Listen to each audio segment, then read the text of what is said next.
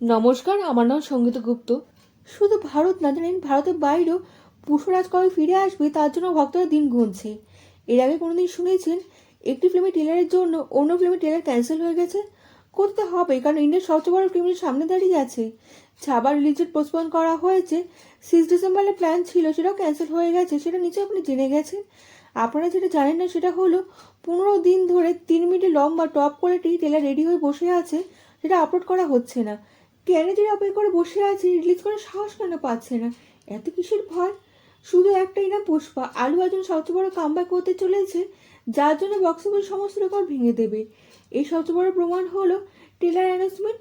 Social মিডিয়ার সঙ্গে সঙ্গে অফলাইনে মানুষদেরকে কাঁপিয়ে দিয়েছিল। বক্স অফিসে ফেস্টিভ্যাল শুরু হতে চলেছে, কারণ পুষ্পা যে আসছে। পুষ্পা ট্রেলার ফাইনালি 17 নম্বর আসতে চলেছে। কনফিউশন আছে কি পুষ্পাকে আলাদা ভাষায় আসবে নাকি একটি ভাষা আপলোড করে দেওয়া হবে। একটা ভাষা আসলেও ইউটিউবের সমস্ত রেকর্ড ভেঙে দিতে পারবে। ভালো ব্যাপার হলো পুষ্পা অডিয়েন্সের সাথে ভেদাভেদ করে না। পুষ্পা আলাদা আলাদা ভাষায় একসাথে আপলোড করা হবে। একেই বলে pan India cinema. Trailer 2 minute 25 সেকেন্ডে লম্বা হতে চলেছে। প্রথমবার পার্ট 2তে এমন কিছু ডিটেল আমরা পাবো না যার সঙ্গে আমাদের কোনো আইডিয়াই নেই। আপনি কি জানলে চমকে যাবেন যে একটা নয়, দুটো নয়, 10 থেকে 15টা সারপ্রাইজ অপেক্ষা করছে আপনার জন্য। কি কি সারপ্রাইজ আপনার জন্য অপেক্ষা করছে তার জবাব তো আমি দেবো। ছাবা কিন্তু এখন আসছে না, কারণ হলো এটা ওয়েট অ্যান্ড ওয়াচ স্ট্র্যাটেজি নিয়েছে। কারণ পুষ্পা আপলোড করার পর হাইপ বাড়তে চলেছে। এরপর তার লড়াই করার সাহস দেখাবে এবং কন্টেন্ট আপলোড করবে। নতে দারুণ রেসপন্স যদি পায় তাহলে ছাবার ডিসেম্বরে তো আপলোড করবেই না, কারণ ডিসেম্বরটা পুরো পুষ্পার হবে। ছাবার ট্রেলার সোজা 2025-এ আপলোড করা হবে। পুষ্পা রিলিজ হওয়ার আগে বলিউডের রিলিজের ক্যালেন্ডার পুরো বদলে দিয়েছে। একেই বলে পুষ্পার পাওয়ার। লোকদের হজম করতে অসুবিধা হলে কতটা সত্যি যে হিন্দি সিনেমাকে টক্কর দিয়ে সাউথের এই সিনেমাটি হিন্দি ইন্ডাস্ট্রিতে বেশি হলে রিলিজ করবে। আর আপনি কিন্তু ভাবতে পেরেছেন হিন্দি সিনেমা সাউথে গিয়ে সাউথের সিনেমাকে টক্কর দিয়ে বেশি হলে রিলিজ করে দেখাতে পারবে? আরও না, নর্থ সাউথের লড়াই। এখন বলছি 10-12টা সারপ্রাইজের কথা বলেছিলাম না, 10-12টা নয়, 15টা সারপ্রাইজের কথা এখন বলবো। আপনি কি জানেন এতগুলো সারপ্রাইজ একটা ট্রেলারের মধ্যে কী করে ফিট হবে? আলু অর্জুনের মাল্টিপল ভাষণ দেখানো হবে। এখনও পর্যন্ত ইউনিক ডিফারেন্ট একটা অবতার আমরা দেখতে পেয়েছিলাম। ট্রেলারে ফাইনালি অরিজিনাল পুষ্পাকে দেখানো হবে, যে সিংহাসনে বসে চলেছে। একটা গান রিলিজ করা হয়েছিল যাতে পুষ্পা ক্লিপ দেখানো হয়েছিল, সেই ক্লিপটাকে কন্টিনিউ করা হবে। এবার আছে সারপ্রাইজ নাম্বার 2। রাশমিকা মান্দানা শুধু নামের দমে পুরো ইন্ডিয়াকে সামে সামে গানে নাচিয়ে দিয়েছিল। রাশমিকা মান্দানা কামব্যাক করতে চলে দারুণ একটা ক্যারেক্টারে। এবার তাকে নিয়ে অনেক থিওরি আছে। রাশমিকা নিয়ে প্রথম একটা গল্প লেখা হয়েছে, যার চরিত্র পুরো গল্পকে বদলে দেওয়ার মতো ক্ষমতা রাখে। এবার প্রথম পুষ্পা এখানে হারবেও জিতবেও। তৃতীয় সারপ্রাইজ হলো ভগৎ সিং। একে নিয়ে গল্প বদলে দেওয়ার চরিত্র অভিনয় করতে চলেছে। আগে তো আমরা পুলিশ অবতারে দেখেছি, এবার তিনি গুন্ডা হয়ে এন্ট্রি নেবে গল্পে। Serious no nonsense serious police officer থেকে গুন্ডা অবতার দেখার জন্য আমাদের অপেক্ষা করে থাকতেই হবে। অ্যাক্টিং ওয়াইজ পুষ্পকে হারিয়ে দেওয়ার মতো ক্ষমতা রাখে।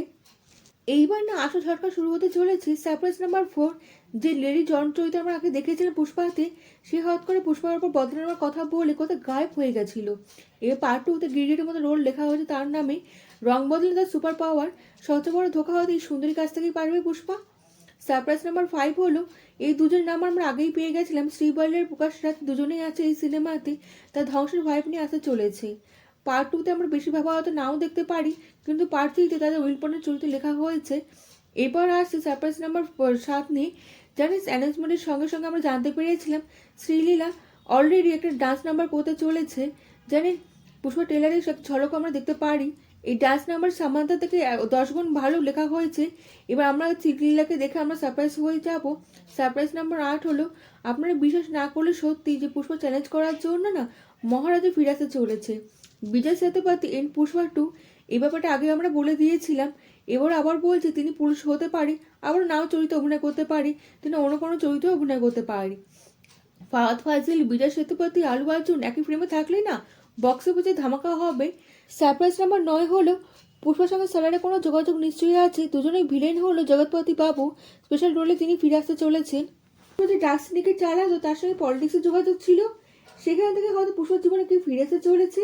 এবার সারপ্রাইজ নাম্বার 10 হলো বলিউডের সঙ্গে কোনোভাবে কানেকশন তো আছে। ভালো করে শুনুন, যে কোনো একটাকে কনফার্ম করা হয়নি। হয়তো তিনি থাকতে পারে, নাও থাকতে পারে। হয়তো বলিউডে কোনো একটা ক্যামিও করবে।